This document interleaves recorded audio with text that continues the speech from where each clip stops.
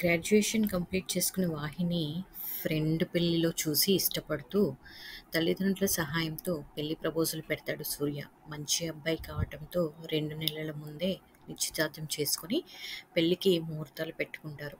వాహికి కూడా గ్రాడ్యుయేషన్ పూర్తి చేసుకున్న పై చదువులు చదవాలని ఉన్న ఒక్కసారి వైవాహిక జీవితంలోకి అడుగుపెట్టాక పూర్తి భార్యగా భర్తని ప్రేమిస్తూ ఉండాలని తన ఆశలు వదులుకుంది. పైగా సూర్య కూడా అందరిలా ప్రేమ అంటూ వెంటపడి విసిగించకుండా నచ్చిన వెంటనే పెళ్లి కోసం అడగడం బాగా నచ్చింది వాహికి. సూర్యతో ప్రేమలో పడిపోయింది. ఆ రోజు నుండి వారి మధ్య ఎన్నో కబుర్లు, ఎన్నో ఇష్టాలను పంచుకున్నారు. ఇప్పుడు ఇంకో వారంలో పెళ్లి. తన ప్రాణమైన సూర్యతో తన పెళ్లి. అది తలుచుకుని సిగ్గుపడుతుంది వాహినిక. చూస్తుండగానే వారం రోజులు గడిచి ఇంటి పేరు మార్చుకుని అత్తవారింట్లో అడుగుపెట్టింది వాహి. సూర్య, వాహి ఒక్కటే ప్రాణం. సరికొత్తగా ప్రేమించుకుంటూ భవిష్యత్తుని అందంగా మార్చుకుంటున్నారు. సూర్యకి బెంగుళూరులో ట్రాన్స్ఫర్ అయ్యి మొదటిసారి ఊరిని విడిచి తన నీడ కోసం తోడుగా వెళ్తుంది వాహి. అక్కడ 2 బెడ్రూమ్ ఫ్లాట్ తీసుకుని అందులో అందంగా జీవిస్తున్నారు సూర్య, వాహిలు. ఒకరోజు సూర్య ఆఫీస్లో లంచ్ చేస్తుండగా అతని కొలీగ్ అతని భార్య గురించి ఇంకో అతనికి చెబుతున్నాడు. వారికి గొడవ అనుకుంటా. అదే విషయం చెబుతున్నాడు. రోజు ఒకటే గొడవరా? ఆలస్యంగా వస్తున్నావు, తాగుతున్నావు అని ప్రెజర్లో తాగకుండా ఎలా ఉంటాడు? నువ్వే చెప్పు. అవేం తెలియకుండా దాని ఇష్టం వచ్చినట్టు మాట్లాడుతుంది. ఏదో నాకు మనసు లేనట్టు. అదేంటి బావా, ప్రేమించి పెళ్లి చేసుకున్నావు కదా? అవును, ప్రేమించా. చూడగానే నచ్చింది. ఇంట్లో ఒప్పించి మరీ చేసుకున్నాను. తను రోజు పడే గొడవతో ఇంట్లోంచి వెళ్ళిపోతా అంటుంది. అది వెళ్ళిపోతే మళ్ళీ తీసుకురాను.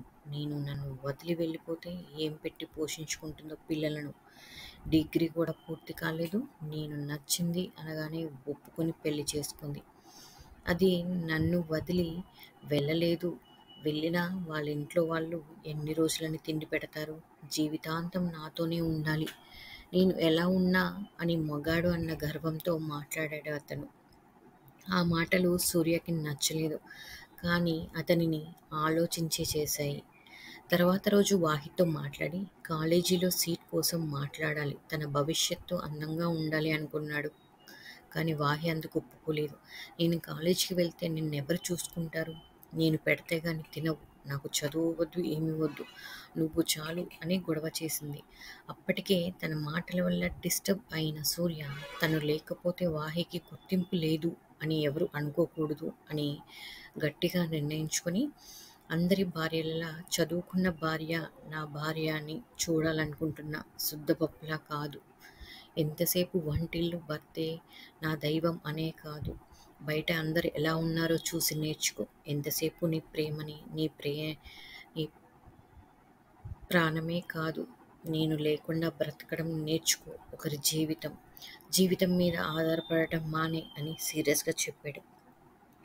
ఆ మాటలు మంచి కోసమే చెప్పినా దెప్పి పొడుస్తున్నట్టు ఉంది వాహికి. అప్పటి వరకు ఇద్దరం ఒకటే అనుకుంది. హఠాత్తుగా వేరు చేసి మాట్లాడేసరికి ఏడుపు తన్నుకొచ్చింది. తలదించుకొని అలానే ఉండిపోయింది. తన అనుమతి లేకుండానే తర్వాత రోజు కాలేజీలో జాయిన్ చేశాడు. జాగ్రత్త అని చెప్పి వెళ్ళిపోయాడు. భర్తలో ఇంత మార్పు సహించలేకపోయింది భార్య. ఆ మాటలు మర్చిపోవడానికి చదువు మీద దృష్టి పెట్టింది. కానీ భర్తతో మాటలు తగ్గిపోయాయి. మాట జారితే గొడవ ఎక్కడికో వెళ్తుంది. హీరో కూడా స్లోగా తను అర్థం చేసుకునే రీతిలో చెప్పి ఉండొచ్చు, కానీ చెప్పలేదు. మాట జారాడు. ఫలితం ఇద్దరి మధ్య దూరం.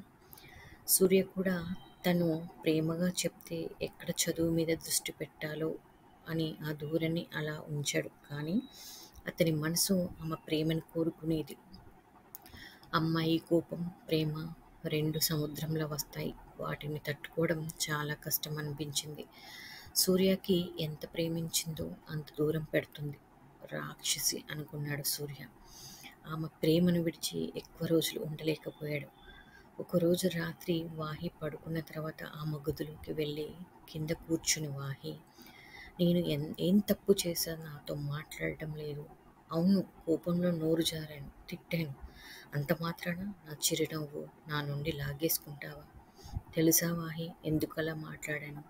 నా కొలీగ్ అతని భార్యని తక్కువ చేసి మాట్లాడాడు. అతను నన్ను చదువు విషయం నన్ను అతను అన్న చదువు విషయం నన్ను బాధించింది. నా వరకు నా ప్రేమని నీకు చెప్పి మళ్ళీ పెళ్లి చేసుకున్నాను.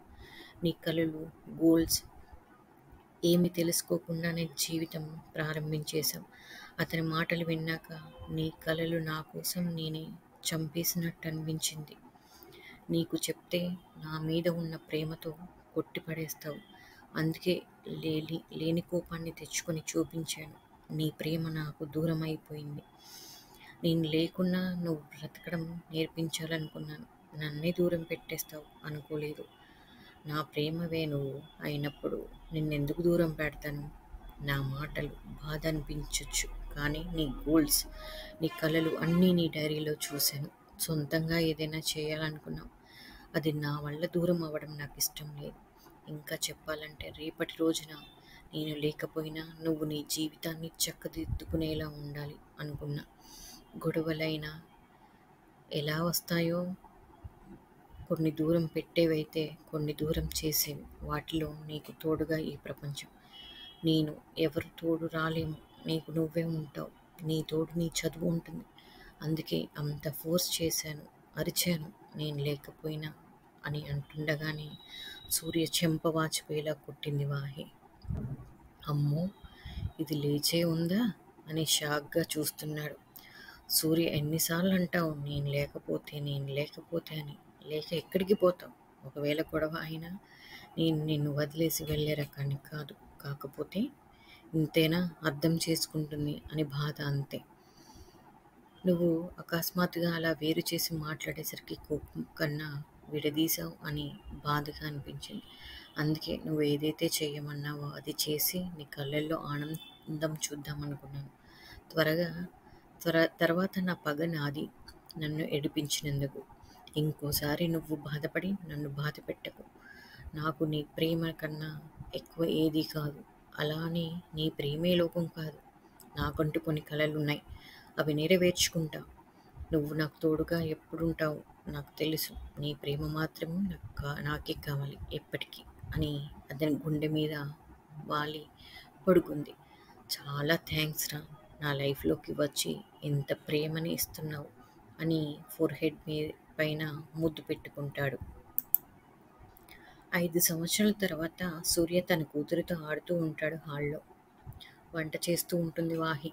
కూతురికి మాటలు నేర్పుతున్న సూర్య దగ్గరికి కోపంగా వచ్చి, ఎప్పుడు కూతురితో ఆడటమేనా, పెళ్ళానికి సాయం చేయాలని తెలీదా అని గరిటెతో ఒక్కటి వేస్తుంది. అబ్బా, చంపేశావు కదా రాక్షసి. వస్తున్నానే, నా కూతురు పిలిచింది అందుకే వెళ్ళా.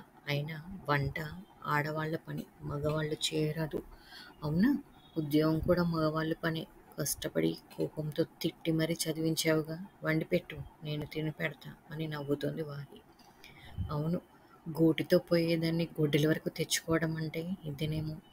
సూర్య సూర్య అంటూ వెనుకే తిరిగేదానివి. ఎప్పుడు గరిట పెట్టి కొడుతున్నావు. CEO మేడం, నా గుర్తింపుకి కారణం నువ్వే కదా సూర్య. నువ్వు చదివించకపోతే నేను మామూలు సూర్యకి భార్యగానే ఉండిపోయేదాన్ని.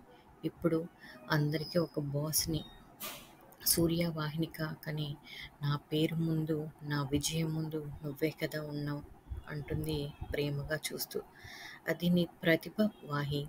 నువ్వు గుర్తించినట్లు అందరూ గుర్తించరు కదా సూర్య. అందుకే నువ్వంటే ప్రాణం. నాకు కూడా నువ్వంటే ప్రాణం పిల్ల అని నవ్వుతాడు సూర్య. అతని నవ్వును మైమరిచి చూస్తోంది వాహ్నిక. ఇంతేనండి. This the last Vahnika per name. Please మన ఛానల్ని సబ్స్క్రైబ్ చేసుకోండి, షేర్ చేయండి. నేను కొత్తగా పెట్టానండి ఛానల్. ఏమైనా మిస్టేక్స్ ఉంటే నాకు కామెంట్లో చెప్పండి, నేను చెక్ చేసుకుంటాను. నెక్స్ట్ టైం అలా చేయకుండా చూస్తాను. ప్లీజ్ సబ్స్క్రైబ్ చేసుకోండి.